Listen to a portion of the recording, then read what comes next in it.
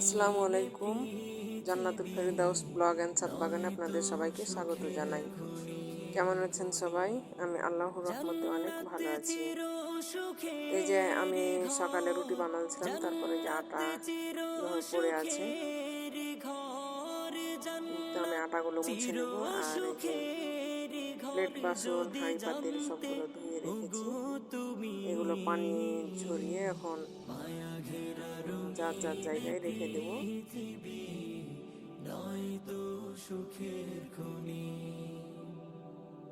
মায়া ঘেরা রঙিন পৃথিবী, নয়তো সুখের খনি জান্নাত চির আমি এই যে 2 সুখের ঘন্টার ঘর, কাজ, ধরেন যে জান্নাত চির 4-5 মিনিটে সুখের দেখাচ্ছি বা 2 মিনিটে ঘর, দেখাচ্ছি, জান্নাত এই চির কাজগুলা যদি এভাবেই সুখের হয়ে যেত 2 ঘর। মিনিটে, যদি তাহলে কতই না জানতে মজা হতো, তাই না? ওগো তুমি মায়া ঘেরা রঙিন তারপর এখন আমি লাউ লাউ শাক রান্না করব। এই জন্য লাউ শাকগুলো ছোট করে কেটে নিচ্ছি। মায়া আজকে ঘেরা লাউ শাক আর রঙিন লাউ রান্না করব। পৃথিবী, নয়তো সুখের খনি তো লাউ পাতা থেকে যে জান্নাতে এভাবে আঁশটা পাওয়ার ছিলে নিলে পরে সহজে পৌঁছে লাউ তো শাকটা শহীদ মানে নরম হয়। এই জন্য মরণ, আমি এভাবে ছিলে নিচ্ছি। জান্নাত আর পাওয়ার লাউ পাতাটা একটু ভালো করে সহজে দেখে নিতে হবে, না পৌঁছে হলে পোকা তো থাকে। শহীদ লাউ পাতাতে আবার সবুজ সবুজ মরণ, পোকা থাকে। ওটা ভালো শহীদ করে দেখে নিতে হলে হয়, না হলে খোদার রাহে, বোঝা যায় না। শহীদ হলে মানে সবুজ পাতায় সবুজ পোকা খোদার থাকে। রাহে, তবে জান্নাত পাবে তুমি মায়া ঘেরা রঙিন আমি এই যে নরম ডোগাগুলা তাও নিয়ে নিচ্ছি, এগুলো সিদ্ধ হয়ে নয়তো যাবে। সুখের খনি আমাদের মায়া চাপাইতে আবার ঘেরা লাউ শাক রান্না করা রঙিন বুঝে না, ওরা লাউ পাতা খায় না। কিন্তু পৃথিবী, আমি যখন বাইরে ছিলাম বগুড়ায়, নয়তো তখন আমি সুখের লাউ শাক খনি খাওয়া শিখেছি। আমার ভালো লাগে, জান্নাত চিংড়ি মাছ দিলে চির আরো ভালো লাগে। সুখের তো লাউ ঘর, শাক অনেকে অনেক রকম জান্নাত করে রান্না চির করে। আমি এই যে সুখের এখানে সোডা দিয়ে দিলাম, ঘর, পানিটা জান্নাত গরম হয়ে গেছে, আমি চির সোডা দিয়ে রান্না করি। সুখের সোডা দিয়ে ঘর। রান্না করলে যদি জানতে ওগো শাকটা একটু তুমি নরম হয়, খসখসে ভাবটা থাকে না, মায়া আর ঘেরা তাড়াতাড়ি সিদ্ধ হয়ে যায়। রঙিন পৃথিবী, আমি একটু লবণ দিয়েছি। নয়তো সুখের খনি মায়া ঘেরা রঙিন পৃথিবী, নয়তো এরপর আমি শাকটা সুখের ভালোভাবে খনি সিদ্ধ হয়ে গেলে আমি এই যে ঝাঁকাতে করে জান্নাতে ছেঁকে নিব, পানি পাবে পাশিয়ে নিব।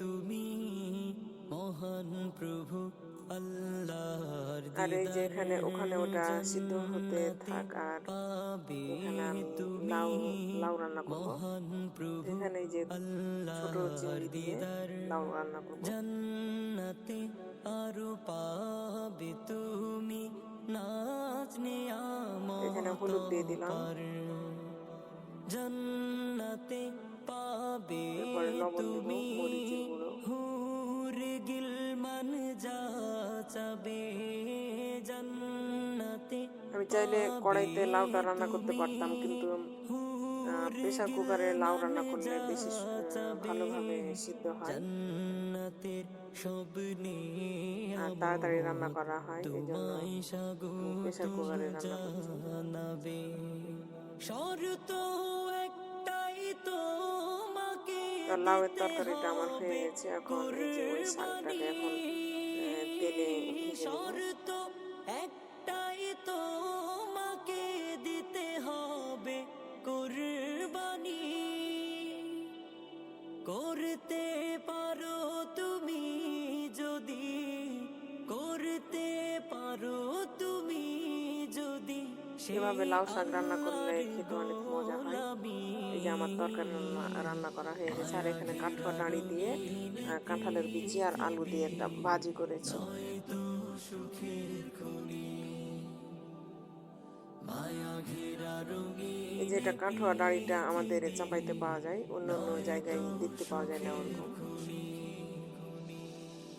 জান্নাত চির সুখের ঘর, আমি আবার আমার ছাদে জান্নাত চলে এসেছি। চির এই যে ছোট সুখের ছোট এগুলো হচ্ছে ঘর, ড্রাগনের ফুল, জান্নাত মানে ফুল চির আসবে, ছোট সুখের ছোট ফুলের কুড়ি।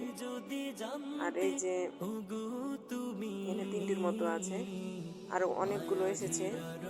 এগুলো হয়তো সবগুলোই টিকবে না, বেশিরভাগই ঝরে পড়ে যাবে, হয়তো কয়েকটা টিকবে। আর এই যে আমার ড্রাগনগুলো কেবল পাকা শুরু করছে, মানে পেকে যাবে 2-3 দিনের মধ্যে। আর আমি ছাদে উঠে দেখি ওপর দিকে আমার ছেলে দেখাচ্ছে যে মানে এটা সূর্যের চারিদিকে সূর্যের শোভা বসেছে। আমি একটু ভিডিও করে রেখে দিয়েছি। আর এটা হচ্ছে তার 3-4 দিন পরের ভিডিও। এই যে আমার ড্রাগনগুলো পেকে গেছে। ড্রাগন ফল আমার কাছে খুবই ভালো লাগে, যেমন কালারটা দেখতে সুন্দর লাগে, তেমন খেতেও ভালো লাগে। অনেকে আবার পছন্দ করে না, কিন্তু আমার কাছে খুব পছন্দের একটা ফল।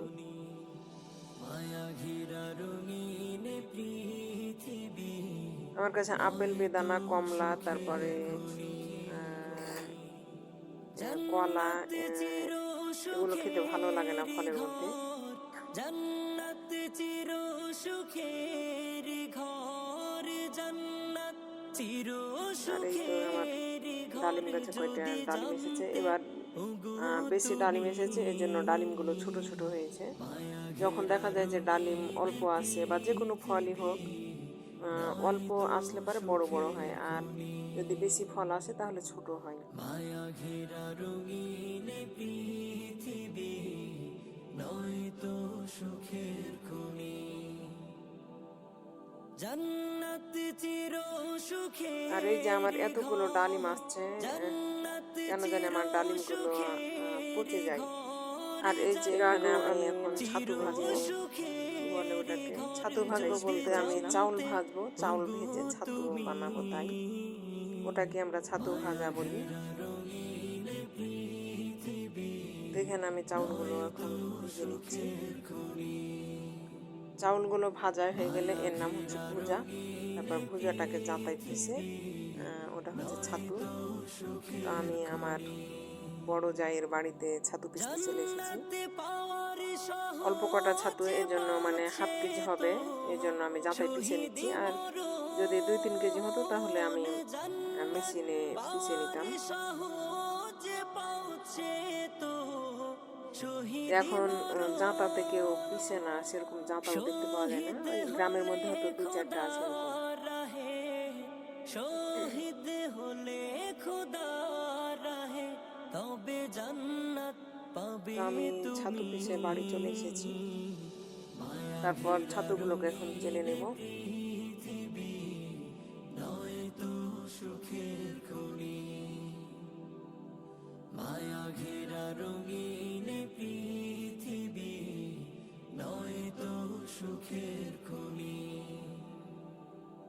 জান্নাত চির সুখের। এই যে আমার ছাতু চালা হয়ে গেছে, জান্নাত চির সুখের। এখন একটা পটে রেখে দিয়েছি। তারপর আমি ছাতুটা খেয়ে দেখবো, অনেক দিন থেকে ছাতু খাওয়ার ইচ্ছে হয়েছে।